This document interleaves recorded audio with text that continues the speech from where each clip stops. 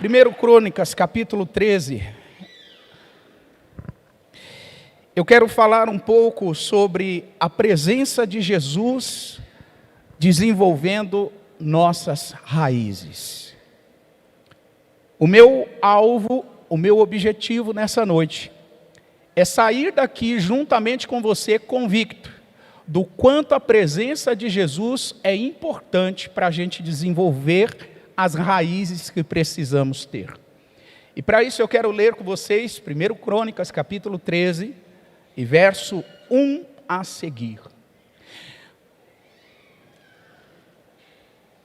1 Crônicas 13, verso 1, por favor. E teve Davi conselho com os capitães dos milhares e dos centos e com todos os príncipes. E disse Davi a toda a congregação de Israel: se bem vos parece, e se isso vem do Senhor nosso Deus, enviemos depressa mensageiros a todos os nossos outros irmãos, em todas as terras de Israel, e aos sacerdotes, aos levitas com eles nas cidades e nos seus arredores, para que se ajuntem conosco. Versículo 3. Você pode ler na conta do 3, 1, 2, 3.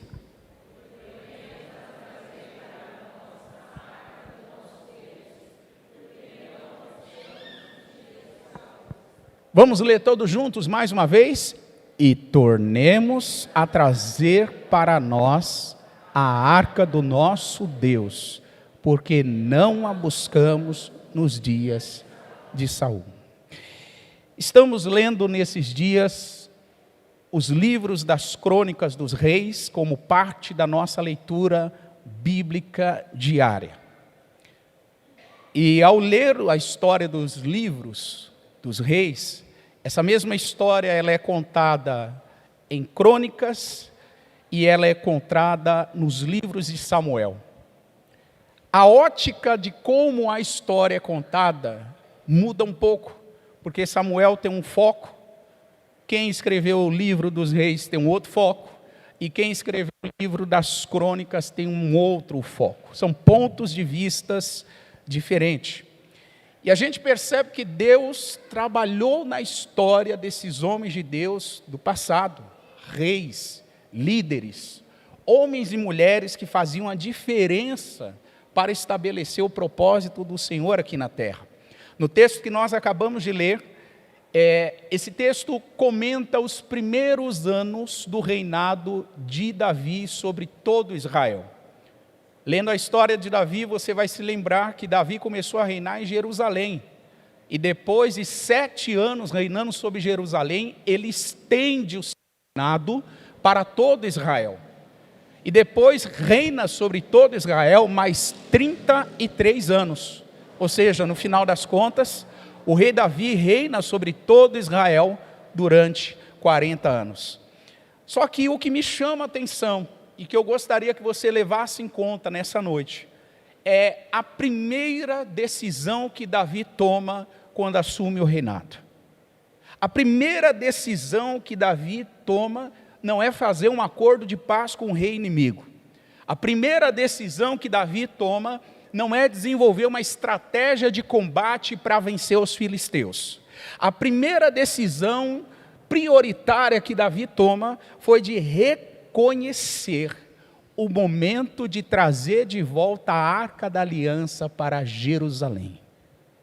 Davi percebeu que era aquele o momento em que a presença de Deus, representada pela arca que estava fora de Jerusalém, precisava ser trazida de volta para o local onde ela deveria estar.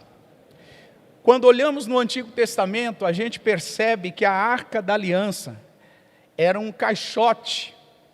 E esse caixote, se nós formos observar, ele era um caixote de madeira de acácia, uma madeira preciosa e valiosa naqueles dias, mas hoje não é tão valiosa assim. Esse caixote tinha 1,10 m de comprimento, tinha 67 centímetros de largura e tinha 67 centímetros de altura. Esse caixote era todo revestido de ouro. A palavra diz que ele era revestido de ouro tanto por dentro como por fora.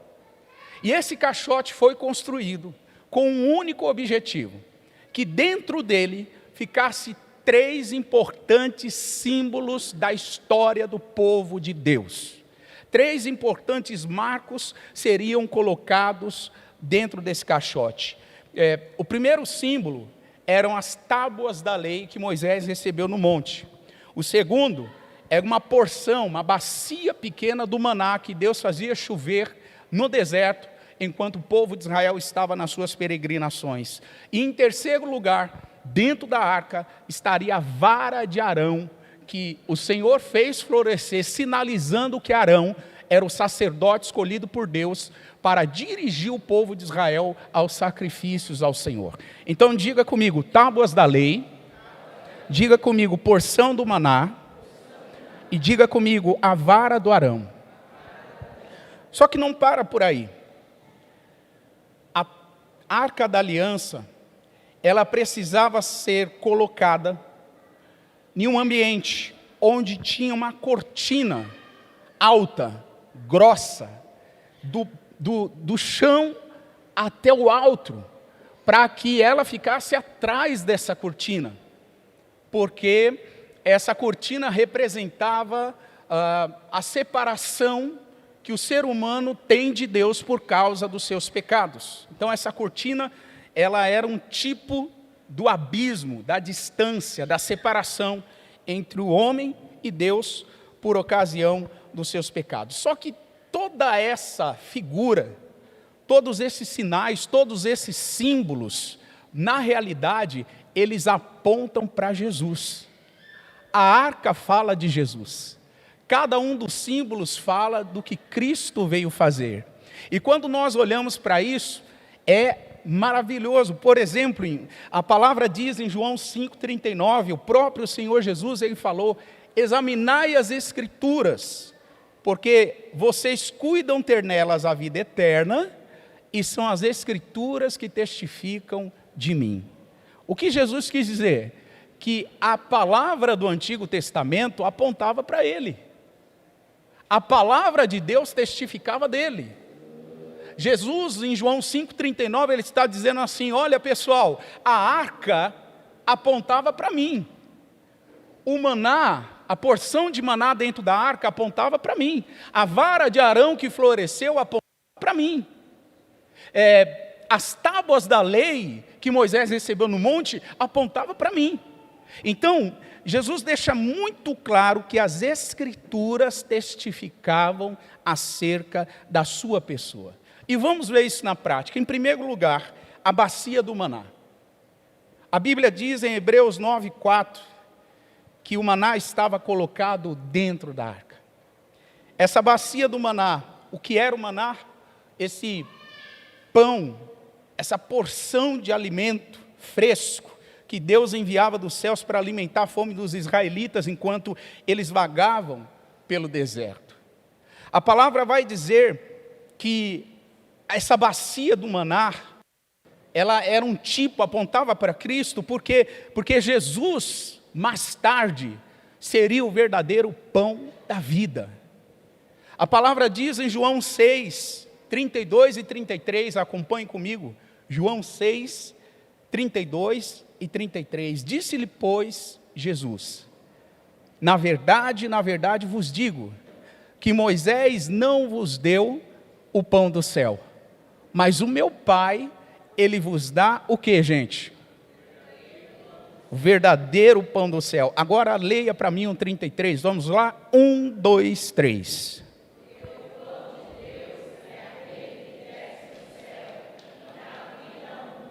Jesus está falando que o verdadeiro pão não é a porção que estava dentro de uma bacia, que estava dentro da arca. Jesus estava falando que o verdadeiro pão que desce do céu é aquele pão que Deus enviou para dar a vida ao mundo.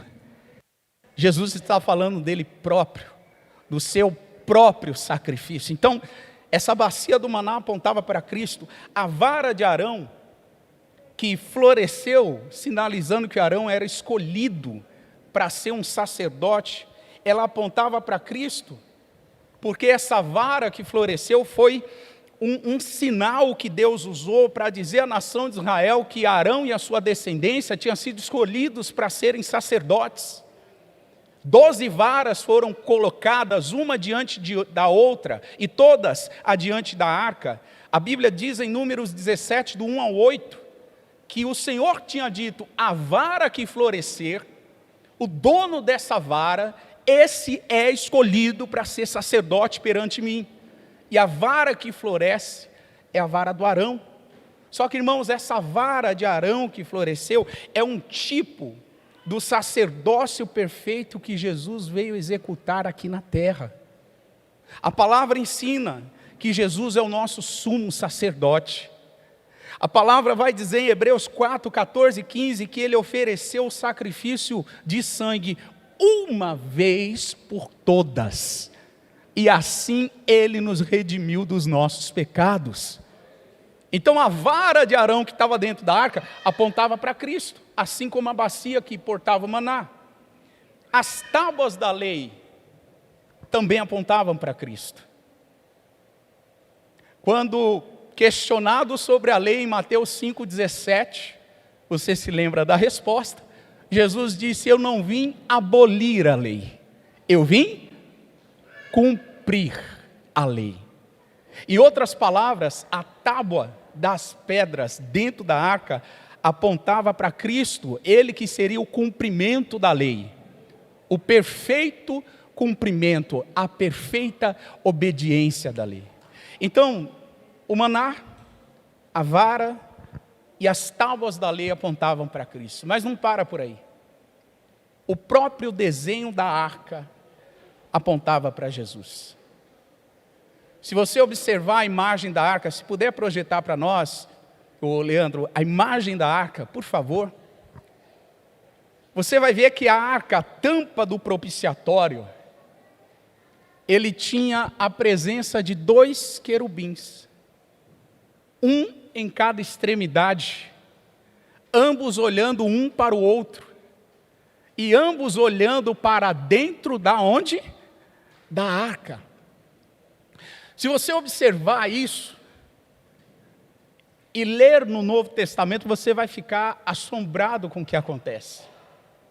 A palavra em João 20, grave bem essa cena que você está vendo, os 2 querubins nas extremidades, ambos olhando para dentro da arca. Em João capítulo 20, versículo 11 e versículo 12, João capítulo 20, verso 11 e 12, a palavra diz que Maria estava chorando, fora, junto ao sepulcro. Estando ela chorando, ela abaixou-se para olhar o que, gente? O sepulcro. Versículo 12. E ela vê no sepulcro o que, gente? 2 anjos, vestidos de brancos, assentados onde jazeu o corpo de Jesus. Um estava onde? E o outro estava onde? Nos pés. Essa cena é familiar para você? A composição da arca, a estrutura da arca, a preciosidade da arca, o que tinha dentro da arca, a maneira da arca ser transportada, tudo isso apontava para Jesus. E eu te pergunto, se a arca para o povo de Israel representava a presença de Deus, Jesus para nós é Emanuel, Deus conosco, todos os dias da nossa vida.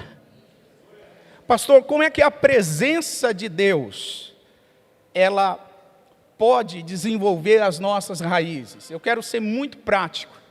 pegando esse fundamento, eu corro para a parte prática dessa mensagem e eu te dou duas reflexões bem práticas sobre a presença de Deus desenvolvendo as nossas raízes. Em primeiro lugar, para ter raízes é necessário valorizar a presença de Deus. Diga isso para a pessoa que está do seu lado. Para ter raízes é necessário valorizar a presença de Deus. Deixa eu te fazer uma pergunta muito particular. O quanto que você valorizou a presença de Deus em 2022? Qual é o seu nível de comprometimento em valorizar a presença de Deus em 2023? Porque o nível de valorização que nós atribuímos à presença de Deus vai falar de que tipo e que qualidade de raízes nós teremos. É impossível a gente ter raiz e qualidade se a gente não valoriza a presença de Deus. É impossível a gente ter raízes com nutrientes sólidos, robustos, se a gente não valoriza, a gente despreza a presença de Deus. O quanto o Espírito Santo é fator decisivo nas nossas escolhas. O quanto o Espírito Santo fará parte das suas escolhas em 2023. Isso vai falar do tipo de raiz que você vai ter. Isso vai falar da qualidade do seu relacionamento espiritual com o Senhor. Porque, irmão, se você observar, a arca ela é trazida da casa de um homem chamado Abinadab, e antes de chegar em Jerusalém, ela passa na casa de um homem chamado Obed-Edom. E antes de chegar em Jerusalém, há todo um cuidado para transportar a arca, que representa a presença de Deus. Eu não vou ler na Bíblia, você é leitor da Bíblia, sabe disso. A arca foi colocada num carro de boi. Carro de boi não tinha sido feito para transportar a arca. E quando os bois tropeçaram, um homem chamado Uzá estendeu a mão sobre a arca e ele foi morto instantaneamente. Sabe por quê? Porque a mão de Uzá na arca representa o esforço humano de tentar ajudar Deus. Quantos de nós, ao invés de fazermos o que Deus está mandando, a gente quer, na verdade, botar uma mãozinha e dar uma força porque Deus está fazendo. Olha para a pessoa que está do seu lado e diga para ela: Deus não precisa da sua mãozinha.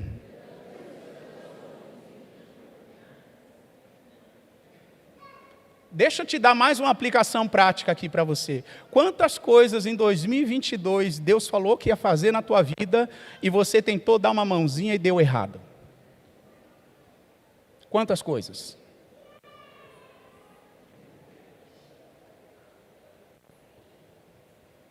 Se alegra, igreja. 31 de dezembro é reflexão do ano, preparação para o ano que vem, né?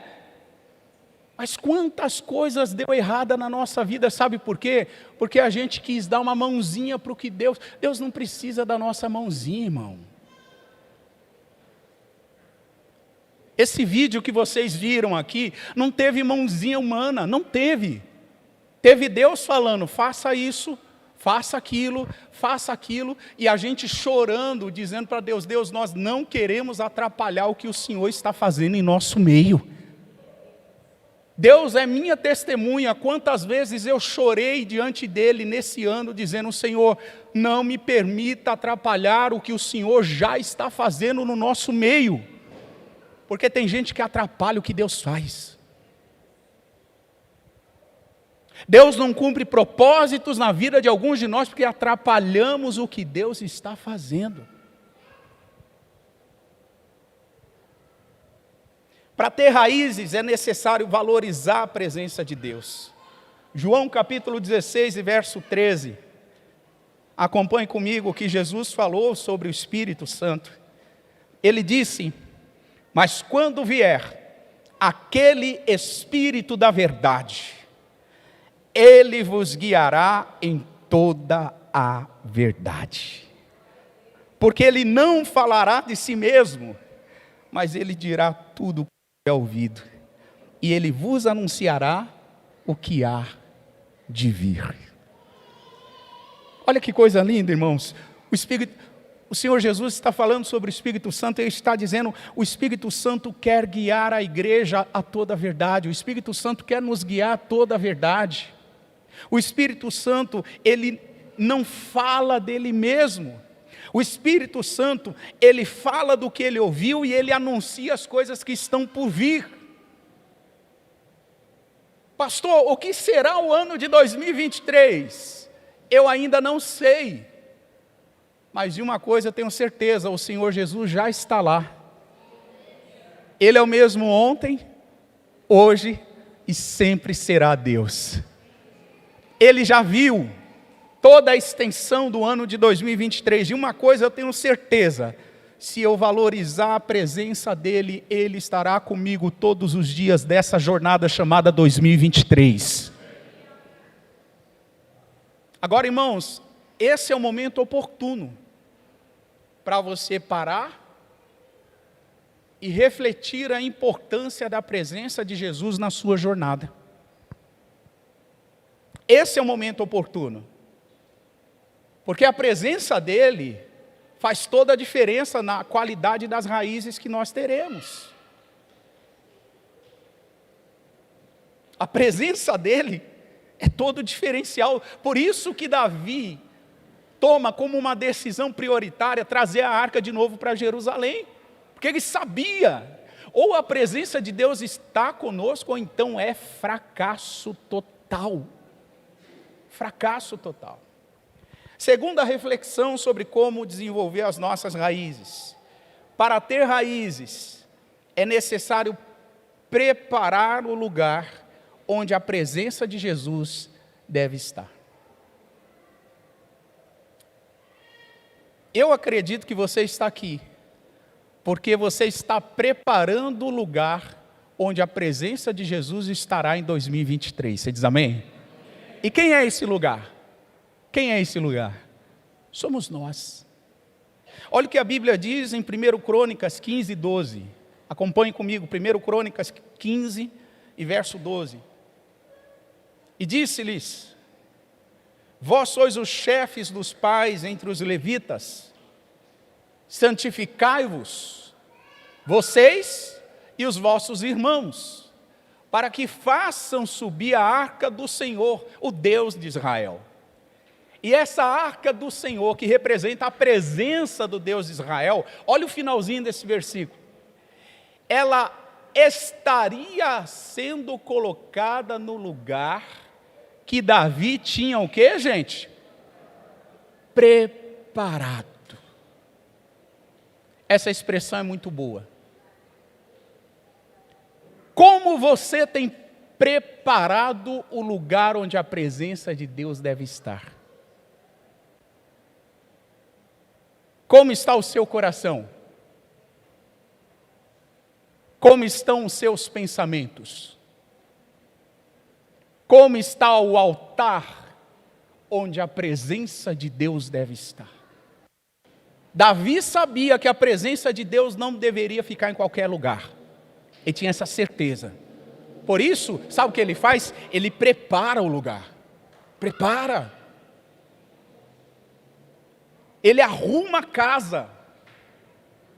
Ele arruma o altar. Ele arruma toda a situação, porque a presença de Deus não pode estar em qualquer lugar. Ela precisa estar em lugares preparados. Para a gente ter raiz de qualidade, nós precisamos preparar o lugar onde a presença de Deus deve estar. Prepara o seu coração antes de vir para o culto, meu irmão. Não vem para o culto achando que Deus é obrigado a te abençoar. Venha para o culto com uma mentalidade de sacrifício e de entrega a Deus. Porque quando a gente entrega algo no altar, Deus envia fogo sobre nós. Deus envia algo sobre nós. Não vem para cá com carinha emburrada, bravo, brigado. que Deus tem obrigação de te abençoar, porque Ele não tem. Ele não tem. Prepara o seu coração. Pastor, como é que eu preparo o lugar onde Deus deve estar? De 4 formas muito simples, não vai dar para entrar nisso aqui, mas anota aí. Primeiro lugar, eu preparo o lugar onde a presença de Deus deve estar com arrependimento. Diga comigo, arrependimento. Segundo lugar, eu preparo o lugar onde a presença de Deus deve estar com perdão. Diga comigo, perdão. Em terceiro lugar, eu preparo esse lugar com santificação. Diga comigo, santificação. E em quarto e último lugar, eu preparo esse lugar com perseverança. Obrigado por repetir. Perseverança. Irmão, é interessante, pastor Walter, uma geração de crentes consumistas que alguns pregadores estão criando. Que eles querem chegar na igreja, eles querem ouvir o melhor louvor, eles querem receber a melhor palavra, eles querem ser abençoados por Deus, porque eles estão botando a mãozinha no bolso e dando um dízimo. Ei, você é consumidor? Você está pagando alguma coisa? A mentalidade cristã é totalmente oposta a essa. A mentalidade cristã é que eu me preparo para estar diante do meu rei, diante do meu Senhor, diante do meu dono. Eu não tenho como comprar nada dele, porque eu mesmo já fui comprado por ele. Tudo o que eu ofereço não é nada em relação ao que ele já ofereceu por mim. O Lucas citou aqui, o que darei eu ao Senhor por todos os benefícios que me tem feito? Então, irmãos, a gente primeiro precisa mudar essa mentalidade de consumo. Eu tenho que preparar o meu coração. Eu preciso me arrepender dos meus pecados. Eu preciso liberar perdão para quem me ofendeu. Eu preciso me santificar. Eu preciso me separar do mundo, porque sem santificação, a palavra diz que ninguém verá o Senhor. Eu preciso ser perseverante, que a palavra diz que se nós formos fiéis até a morte, receberemos a coroa da vida. Coroa da vida não é algo para quem desiste no meio do caminho. É algo para perseverantes. Então, como a gente prepara o lugar da presença de Deus? Deixa eu te mostrar algo aqui na Bíblia. 1 Coríntios, capítulo 3, e verso 16. Pastor, eu não estou convencido de que eu sou o lugar da presença de Deus. Então leia esse texto. Não sabeis vocês que sois o templo de Deus e que o Espírito de Deus faz o quê, gente? Habita em nós. O Espírito Santo não vai vir. Sabe por que ele não vai vir? Porque ele já está. Ah, você não entendeu isso. Pastor, então eu preciso clamar para o Espírito Santo vir. Não, não clame para ele vir, porque a Bíblia diz que ele já está. Agora, se você não se preparou para perceber a sua presença, aí é outra história. Se prepare. Porque às vezes o Espírito Santo já está, e eu estou insensível. Eu estou com uma ofensa não perdoada. Eu não me arrependi de algum pecado que eu cometi, eu não percebo a presença do Espírito, que segundo a Bíblia, ele já está. Ele não vai chegar, ele já está. Lucas 19, verso 45. Acompanhe comigo. E entrando no templo, Jesus começa a expulsar todos os que vendiam e compravam. E Jesus dizia para eles o que, gente? O que está escrito?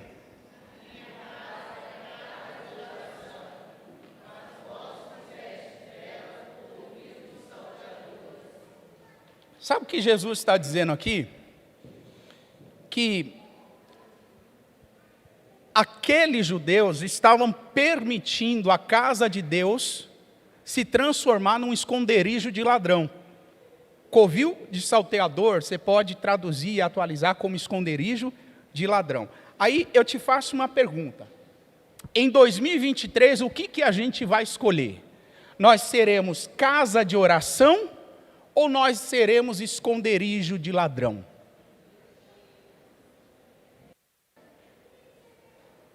Se eu não me preparar, presta atenção nisso. Se eu não me preparar com arrependimento, com perdão, com que mais? Santificação, obrigado gente, vocês estão aqui. Santificação e com perseverança, sabe o que vai acontecer? Eu abro espaço no meu coração para a influência de ladrões, e a Bíblia diz que os ladrões na Bíblia são tipos de demônios. Jesus conta a parábola da semente, do semeador, e a Bíblia diz que uma delas cai na beira do caminho. Vêm as aves dos céus, que representam os demônios, e arrebata a semente. Demônios roubam. Jesus chegou a dizer que o mercenário, que é o ladrão, ele vem senão para matar, roubar e destruir. Ouça isso mais uma vez. Em 2023, nós vamos escolher ser casa de oração ou esconderijo de ladrão. O que você escolhe para 2023? O que você escolhe? Você escolhe preparar o lugar para a presença de Deus com oração? Ou você é daquele tipo que só ora quando o calo aperta? Só lembra de Deus quando a situação está difícil? Só busca a face do Senhor quando o negócio está preto?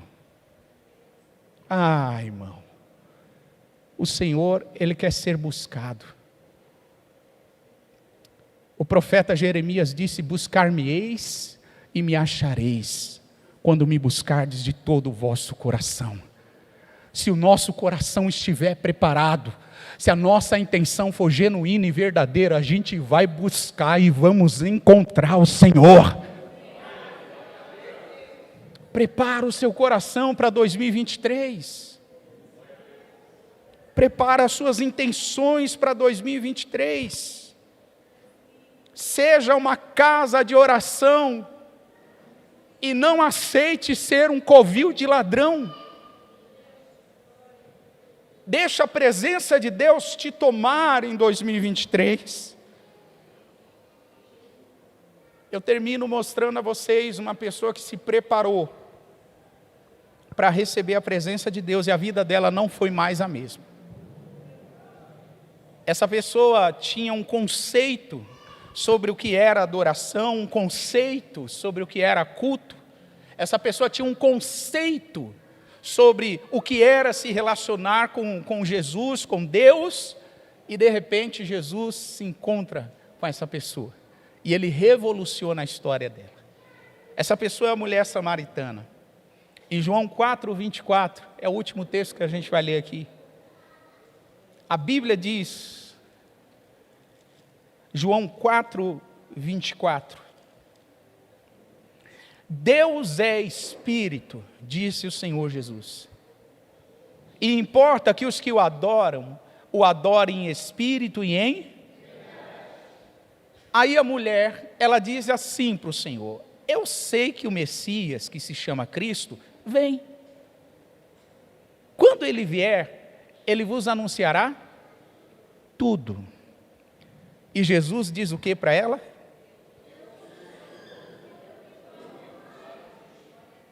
Jesus se revela para a mulher samaritana. Jesus se revela para a mulher samaritana. Ele já estava, pega esse princípio, ele já estava, mas ele precisou se revelar.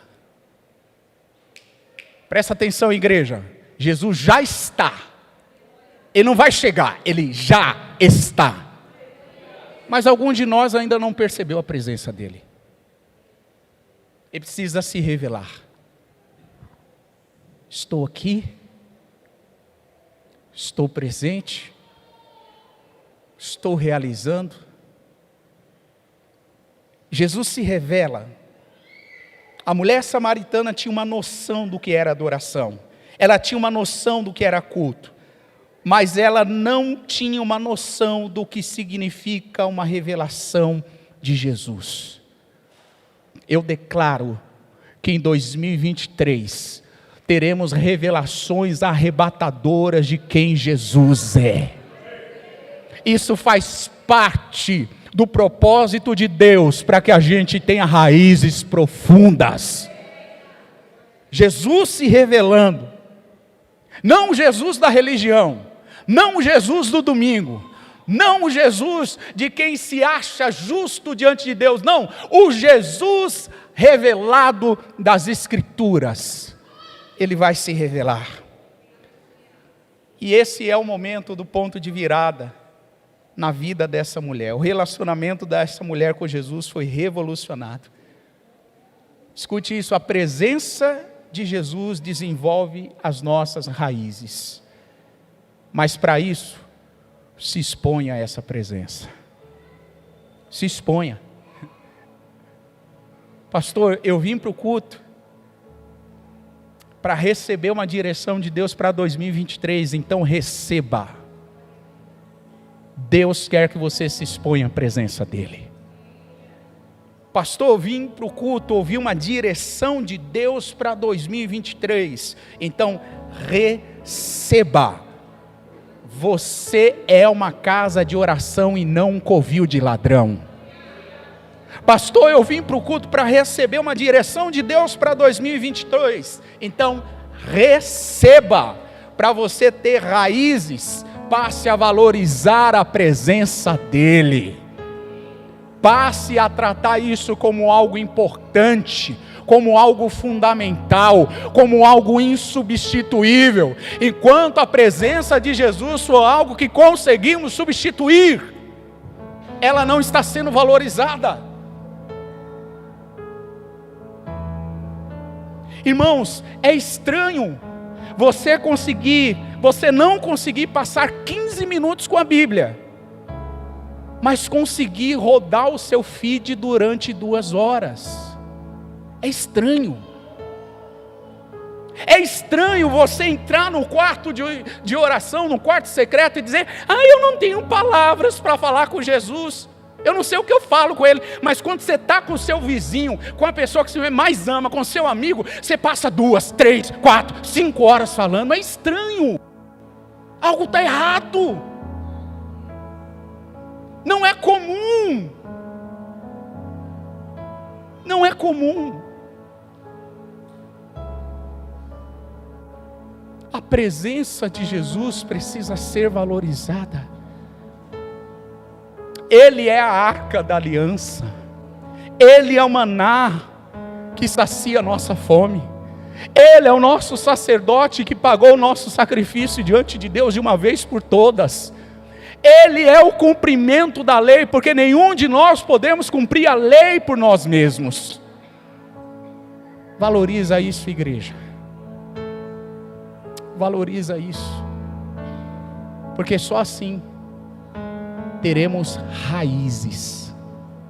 Só assim seremos profundos. Só assim Deus poderá cumprir e realizar os propósitos dele sobre nós. Feche os seus olhos.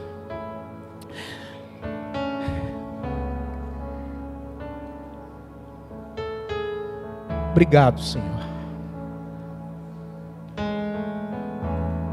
Obrigado pela sua palavra, obrigado pela sua presença. Obrigado porque, mais uma vez, de uma forma tão generosa e amorosa, o Senhor nos revela a sua vontade.